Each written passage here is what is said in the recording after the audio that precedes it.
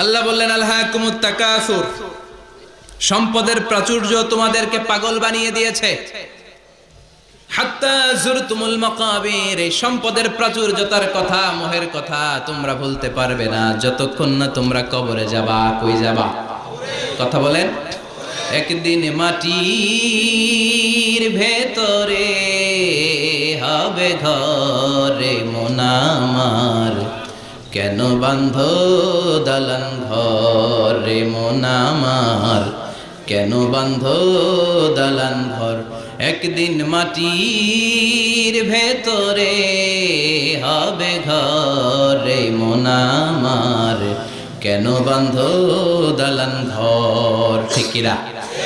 কবরের ঘর আসল ঘর, এটা আল্লাহ বুঝাতে চাইলেন। হাত্তা যুরতুমুল মাকাবির, মাকবার মানে কবরস্থান, এটার প্লুরাল হলো মাকাবের। আল্লাহ